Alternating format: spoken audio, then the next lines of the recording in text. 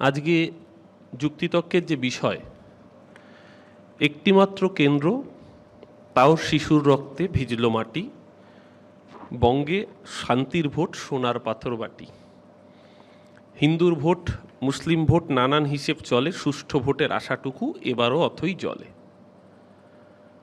প্রথমেই যে কথাটা সবার আগে সমস্ত রাজনীতির ঊর্ধ্বে উঠে সকলের বলা প্রয়োজন, আমার মনে হয় এই প্যানেলে উপস্থিত সবাই এই ঘটনার সঙ্গে এই শব্দগুলোর সাথে সহমত হবেন যে কালীগঞ্জে যে ঘটনা ঘটেছে সেটা শুধু মর্মান্তিক বললেও কম বলা হয়, নৃশংস, হৃদয় বিদারক এবং ধিক্কারযোগ্য। কন্যাহারা মাকে সান্ত্বনা দেওয়ার ভাষা আমাদের কারুর নেই।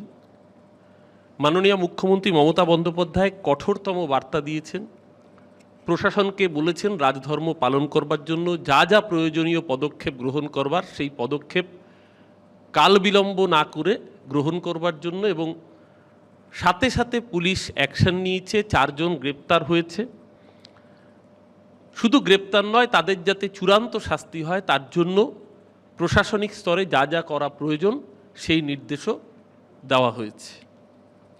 এই শোকার্ত পরিবারের পাশে আমরা সকলে, আর কোনো মায়ের কোল যেন খালি না হয়ে যায়, নিশ্চিতভাবে এখানে উপস্থিত প্যানেলের সমস্ত বক্তারা, সঞ্চালক সহ যত মানুষ শুনছেন এই যুক্তিতর্ক অনুষ্ঠান, নিশ্চিতভাবে সবাই সেই কামনাই করবেন। বঙ্গের রাজনীতি নিয়ে যেহেতু আজকের এই ফ্রেমটা ডিফাইন করা হয়েছে, এটা ঘটনা যে এটা দুর্ভাগ্যজনক যে বঙ্গে এই রাজনীতির ধারাটা নতুন নয়। দুর্ভাগ্যজনক হলো এটা সত্যি কথা, এটা অস্বীকার করে লাভ নেই। কুণালদা বলার সময় বলে দিয়েছেন সাইবারির ঘটনা, সমস্যাটা হচ্ছে অ্যাপ্রোচের পার্থক্য। দেখুন, যে ঘটনা ঘটেছে, গতকাল থেকে আমি সমাজ মাধ্যমে যত তৃণমূল কংগ্রেসের কর্মী সমর্থকদের পোস্ট দেখেছি, কোনো কর্মী সমর্থককে আমি দেখিনি এই ঘটনাকে সমর্থন করে একটা শব্দ উচ্চারণ করতে। উল্টে প্রত্যেকটি তৃণমূল কংগ্রেসের কর্মী পর্যন্ত চূড়ান্ত নিন্দা করে প্রত্যেকে কঠোরতম শাস্তি চেয়েছেন, কোনোভাবে যাতে রেয়াত করা না হয় সেটার দাবি তুলেছেন। সমাজ মাধ্যমে প্রত্যেকে পরিচিত তৃণমূল কংগ্রেসের কর্মী সমর্থক বা নেতা, বিরোধীরা তো করেছেনই।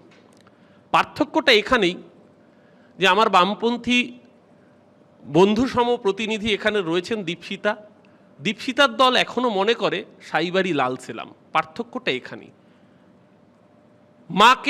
মার সামনে সন্তানকে খুন করে তার রক্তমাখা ভাত খাইয়ে দেওয়ার পরও এখনো গর্ব করে বলে ওটা বিপ্লব ছিল। আমরা মনে করি না এটা কোনো বিপ্লব হতে পারে। যারা ভোটের ফলাফল বেরোনোর পর বোমা নিয়ে উল্লাস করে তারা কোনো বিপ্লবী হতে পারে না। যারা একইভাবে একটা সরকার, যুক্তফ্রন্ট সরকার পড়ে যাওয়ার পরে কারুর বাড়িতে আক্রমণ করাটা বিপ্লবের অঙ্গ হিসেবে গ্রাহ্য হতে পারে না। আমার সুমন মনে পড়ছিল, তুমি অনেকগুলো উদাহরণ দিলে, ডোমকলের উদাহরণ দিলে। সত্যি সত্যি বাংলাতে এই উদাহরণ ভুরি ভুরি দেখেছে। কেউ একজন, কুণালদাই সম্ভবত আমতা কান্দুয়ার কথাও বলেছে। আরেকটি উদাহরণ, বামফ্রন্টের মন্ত্রী ছিলেন, দক্ষিণ 24 পরগনা জেলার নেতা, আরএসপির নেতা সুভাষ নস্কর। 2008 সালের পঞ্চায়েত নির্বাচন, এমন বোমাবাজি করলো সিপিএমের হারমাদ বাহিনী। সুভাষ নস্করের ভাইপো, তার স্ত্রী ছিলেন গৌরী নস্কর, ওইখানে অন স্পট বাড়ির মধ্যে মারা গেলেন। এবং সিপিএম বলল যে সুভাষ নস্কর বাড়ির মধ্যে বোমা মজুত করে রেখেছিল ওখানে সন্ত্রাস করবার জন্য। সিপিএম তার শরিক দলের মন্ত্রীর সম্পর্কে এই মন্তব্য করেছিল। পরে আমরা দেখেছিলাম কান্তি গাঙ্গুলি, সিপিএমের নেতা, পরের দিন তার বাড়িতে গেলেন, দুজনে পাশাপাশি বসে তরমুজ খাচ্ছিলেন। তারপর তৎকালীন স্টার আনন্দের ক্যামেরা আবার সেই ছবি আমরা দেখেছি। আমরা তো বলছি দর্থহীন ভাষায় যে ঘটনা ঘটেছে তাকে নিন্দা করলেও কম বলা হবে। কিন্তু এই চিত্রগুলো বাংলায় পরিবর্তন হওয়া প্রয়োজন।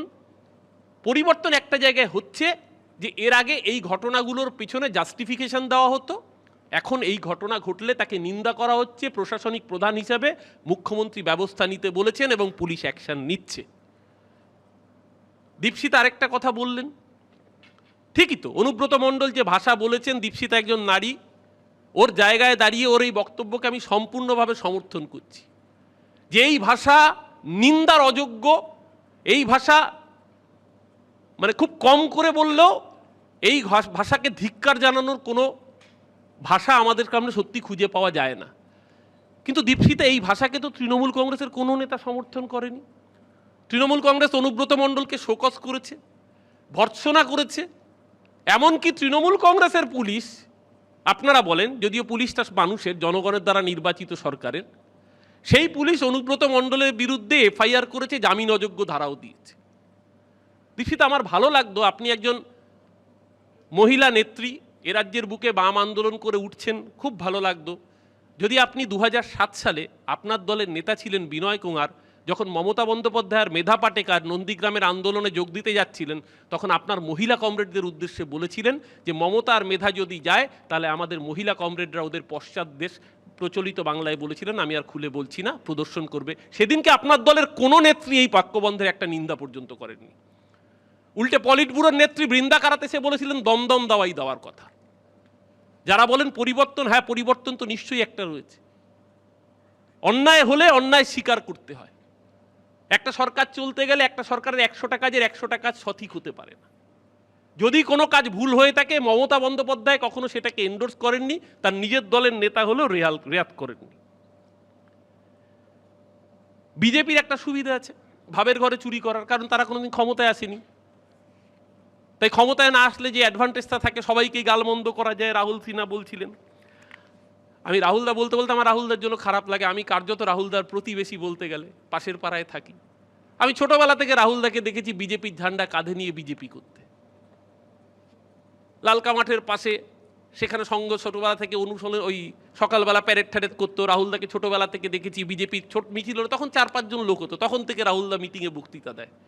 রাহুলদা হঠাৎ করে বলতে বলতে বলছিলেন, কালীগঞ্জের রেজাল্ট দেখে সেটা মুখস্থ করে সেটার ক্রেডিট নেওয়ার দরকার প্রয়োজন নেই। আমি জানি না কাকে বললেন। কালীগঞ্জের রেজাল্ট দেখে হিন্দু মুসলমান পার্সেন্টেজ ক্যালকুলেট করে একজনই তো ক্রেডিট নিয়েছেন গতকাল, সেটা তো লিডার অফ অপোজিশন। আমি জানি আপনার খারাপ লাগা থাকতে পারে যে দুদিন আগে আসা তৎকাল প্যারাসুট বিজেপির নেতা, আপনি প্রথম দিন থেকে বিজেপি করেছেন, রাজ্য সভাপতি ছিলেন, হেন কোনো ভোট নেই যাতে লড়েননি, জিততে পারেননি সেটা অন্য কথা, কিন্তু দুর্দিনে প্রথম দিন থেকে বিজেপিটা করেছেন। আপনার মাথার উপর নেতা হয়ে বসে গেছে তৃণমূল থেকে আসা একজন, আপনার খারাপ লাগাটা স্বাভাবিক। আমি এই জায়গায় আপনার প্রতি নিশ্চিত সমব্যথী। কিন্তু বিজেপি বলছে নারী নির্যাতন বা শিশু নির্যাতনের বিরুদ্ধে। সুমন একটু আগে এসপির কথা বলছিলেন, আমার মনে আছে এবিপি আনন্দে সেদিনকের কভারেজ, সারা ভারতবর্ষের সমস্ত মানুষ ওই একটা দিকে চোখ তুলে তাকিয়েছিল, হাতরাস। লিডার অফ অপোজিশন পার্লামেন্টে তিনি গিয়েছিলেন, আমাদের সাংসদরা যখন গিয়েছিল তাদেরকে উত্তরপ্রদেশের লখনৌ এয়ারপোর্ট থেকে আটকে দেওয়া হয়েছিল, রাতের অন্ধকারে বডিটাকে জ্বালিয়ে দেওয়া হয়েছিল। আজকে যারা বলছেন এখানকার নির্যাতিতার কথা, এই সিবিআই নিয়ে এত কথা বললেন, নির্যাতিতার পরিবার তো সিবিআই এর উপর অনাস্থা জ্ঞাপন করেছে। আমি শুধু রাহুলবাবুদের উদ্দেশ্যে বলবো, আপনারা বলছেন নিশ্চিতভাবে, রাহুলবাবু নারী নির্যাতনের বিরুদ্ধে তো কথা বলাটা আপনাদের মুখ থেকে কতটা শোভনীয়। আরও বেশি করে বললে শিশু নির্যাতন, আমি দুটো ইনসিডেন্ট দিচ্ছি। শিশু নির্যাতন, নাবালিকা রাস্তায় নেমে মিছিল করেছিলেন, কাটুয়ার ধর্ষক, এত নাবালিকা, আমি তার নাম উচ্চারণ করছি না যেহেতু সে মাইনর। সঞ্জিরাম কে ছিল, দীপক কে ছিল, প্রবেশ কুমার কারা ছিল? Panthers group backed by BJP রাস্তায় নেমে মিছিল করেছিল, মুক্তি দিতে হবে, কারণ নাবালিকা সংখ্যালঘু সম্প্রদায়ের ছিল, তাকে ধর্ষণ করা হয়েছিল। 6 বছরের নাবালিকা।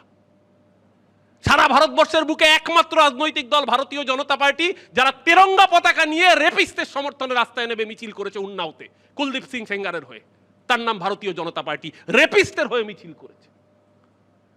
স্বাধীনতা দিবসের দিন, আজ থেকে 2 বছর আগে, জেল থেকে মুক্তি দিয়ে বের করে এনে মালা দিয়ে বরণ করা হয়েছে। বরণ করেছে কি আরএসএস, বরণ করেছে বজরং দল, বরণ করেছে বিজেপি। কেন? বিলকিস বানুর ধর্ষক, তুমি মুসলমানকে ধর্ষণ করেছো, তুমি কি করে ধর্ষক হবে? তুমি হিন্দু ব্রাহ্মণ। এই যে রাহুল দা তো ব্রাহ্মণ ঠাম্মন অনেক কিছু শোনালেন, আপনার দলের নেতারা ধর্ষককে জেল থেকে বের করে এনে মালা দিয়ে বরণ করে বলেছে তোমরা ধর্ষক হতে পারো না, তোমরা ব্রাহ্মণ, তোমরা সদ্গুণের অধিকারী। কোন ভারতবর্ষের দিকে পরিচালিত করছেন আপনারা? আঙুল তোলার আগে আগে নিজেদের অবস্থানগুলো ভালো করে বিচার করুন। সুমন, আপনার যে আজকের ফ্রেমিং, এই ফ্রেমিংয়ের শেষের দুটো লাইন, এই শেষের দুটো, বেল পড়ে যাচ্ছে, শেষের দুটো লাইন, হিন্দুর ভোট মুসলিম ভোট নানা হিসেব চলে না, বাংলায় হিন্দু বা মুসলমান ভোটের হিসেব চলে না। এই যে যারা একটু আগে ভোটের পার্সেন্টেজ বলছিলেন, আমি বলছি রাহুলদা, আপনি দেখে নিন 2024-এর লোকসভা ইলেকশনে ওই কালিয়াগঞ্জে কালীগঞ্জে আপনারা পেয়েছিলেন 31% ভোট, এবার 3% ভোট কমেছে আপনাদের। আপনারা তো দাবি করেন আপনারা নাকি হিন্দু ভোটের এজেন্সি নিয়ে বসে রয়েছেন, তাহলে 3% ভোট কমলো কেন?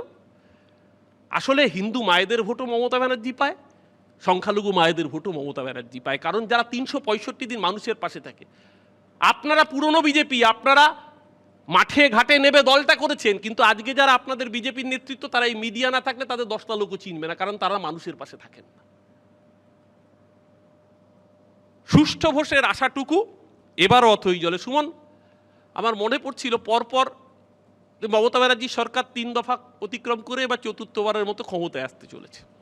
2011 নির্বাচন ছেড়ে দিন, ওটা সুনামি হয়েছিল, ওটা মানুষের 34 বছর দ্বিতীয় স্বাধীনতার যুদ্ধ পেয়েছিল। তারপরে দুটো নির্বাচন, এই যে বলা হয় না সুষ্ঠু নির্বাচন কি অথই জলে বঙ্গের বুকে। সুমন, একবার ভেবে দেখুন, আপনার দর্শকদের স্মৃতিশক্তিকে একটু উস্কে দেওয়ার জন্য বলবো 2016 নির্বাচন। আমরা সেই ডায়লগগুলো ভুলিনি, সেবার কংগ্রেস বাম জোট করলো প্রথমবার। এখন আমার বাড়ির সামনে শহীদ বেদি রয়েছে, আদিম হিংস্র মানবিকতার আমি যদি কেউ হই, স্বজন হারানো শ্মশানে খুনি কংগ্রেসি গুন্ডা তোদের চিতায় আমি তুলবই। এখন আর কংগ্রেসি গুন্ডা বলে না, আধা ফ্যাসিস্ট বলে, কারণ কংগ্রেস বললে সমস্যা হয়ে যায়। এই দীপশিতা মিটিং করতে যায়, এখন আধা ফ্যাসিস্ট বলতে হয়, কংগ্রেসকে ফ্যাসিস্ট বলতে পারে না।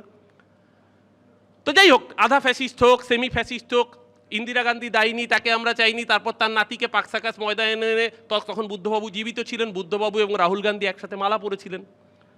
তো হঠাৎ করে ওই বোফোর্স গান্ধী দূর হটো, ইন্দিরা গান্ধীর কালো হাত ভেঙে দাও, কি করে কালো হাত সাদা হয়ে গেল আমরা জানি না, কিন্তু হয়েছে। তো সেই সময় জোটের লড়াই আপনার মনে থাকবে সুমন, সেই নির্বাচনের পরেও তখন রেজাল্ট বেরোয়নি, সূর্যকান্ত মিশ্র ইন্টারভিউ দিয়েছিলেন এবিপি আনন্দে, বলেছিলেন ডাবল সেঞ্চুরি হাঁকিয়েছি, ছক্কা মেরেছি। সূর্যকান্ত মিশ্র সেই ডায়লগ হিট হয়েছিল, ভাইরাল হয়েছিল। ভোটের রেজাল্ট বেরোনোর আগে পর্যন্ত সূর্যবাবুরা ছক্কা হাঁকিয়েছে, এমন মন্ত্রিসভা গঠন হয়ে গেল। মানে কে অর্থ নেবে, কে স্বরাষ্ট্র নেবে, কে সেচ নেবে, কে অমুক নেবে, মোটামুটি খসড়া তালিকা। তখন এত হোয়াটসঅ্যাপ প্রচলিত হয়নি, হতো অল্প স্বল্প, সোশ্যাল মিডিয়ায় পোস্ট হওয়া শুরু হয়ে গেল, কে কোন দপ্তর নেবে, কাল নেমির লঙ্কা ভাগ। ভোটের আগে পর্যন্ত ভোট ভালো, ডবল সেঞ্চুরি হয়েছে, ছক্কা মেরেছি, যেই ভোটের রেজাল্ট বেরোলো অমনি সন্ত্রাস। এর রিপিটেশন দেখলাম আমরা 2021 সালে। 2021 সালে আরেকটু এগিয়ে গেল, এবার ক্ষমতায় আসছে কে? আপকি বার 200 পার। গঙ্গা পেরোতে পারেনি, পগার পার হয়ে গিয়েছিল বাংলার মানুষের রায়। তারপর আবার 1.5 বছর আসেনি, এদিকে বাংলার 100 দিনের টাকা, আবাসের টাকা বন্ধ করে রেখেছিল। 2021 2 मई दीदी गई लेकिन दीदी तो रह गई, तुम जो वापस चली गई फिर 1.5 साल यहाँ लौट के ना आई। আবার 2022 ডিসেম্বরে এসেছিল, তার মধ্যে বাংলার মানুষের আবাস আর 100 দিনের টাকা আটকে দিয়েছিল। তারপর হাইকোর্টের গুতোকে এখন ছাড়তে হয়েছে, সেটা অন্য কথা। কিন্তু এই আপকি বার 200 পার, গতবার মানে পারলে নেটো বাহিনী এনে ভোট করাচ্ছিলেন অমিত শাহ, আর প্রতি ভোটের পর প্রেস কনফারেন্স। সুমন, তোমার মনে থাকবে 4র্থ দফা ভোট পর্যন্ত প্রেস কনফারেন্স হয়েছিল। আজকে 30টা আসনে নির্বাচন, আমরা বিজেপি 28টা আসনের মধ্যে নিশ্চিতভাবে জিতছি তো জিতছি। তারপর শীতলকুচিতে গুলি চলল, তারপরে কোভিড বাড়ল, বলা হলো যে শেষ 2টো দফা অন্তত ক্লাব করে একসাথে করতে, তাতেও কর্ণপাত করলো না। বাংলার মানুষকে বিপদের মুখে ফেলে শুধুমাত্র নিজেদের ভোটে জেতার উদগ্র বাসনায় আপকি বাদ 200 পার। এমনকি 5ম দফার পরে পর্যন্ত বলেছিল এবার বিজেপি ক্ষমতায় আসছেই। 5ম দফা 6ষ্ঠ দফা অবধি সুষ্ঠু নির্বাচন। যেই ভোটের রেজাল্ট বেরোলো, রেজাল্টের আগে অবধি ছিল 2 मई দিদি গাই, যেই রেজাল্ট বেরোলো অমনি গল্প শুরু হয়ে গেল যে রাজ্যের বুকে অবাধ এবং শান্তিপূর্ণ নির্বাচন হয় না। আপনি মিলিয়ে রাখুন, এবারও 2026-এ যদি শিডিউল টাইমে ভোট হয়, এপ্রিল মে মাসে ভোট হবে, হয় মে মাসে নইলে জুন মাসে ফল বেরোবে। মে মাস অবধি শুনবেন যে এবার বিজেপি ক্ষমতায় আসছে, এবার সিপিএম ক্ষমতায় আসছে, এবার কংগ্রেস ক্ষমতায় আসছে। আর মে মাসের পর জুন মাসে যখন রেজাল্ট বেরোবে বা মে মাসে রেজাল্ট বেরোবে, জানবেন বাংলার 10.5 কোটি মানুষ ক্ষমতায় আসছে। তার প্রতিনিধিত্বের নাম মমতা ব্যানার্জি, আর সেনাপতির নাম অভিষেক ব্যানার্জি। যে ঘটনা কালীগঞ্জে ঘটেছে দুঃখজনক, মর্মান্তিক, নিন্দাযোগ্য।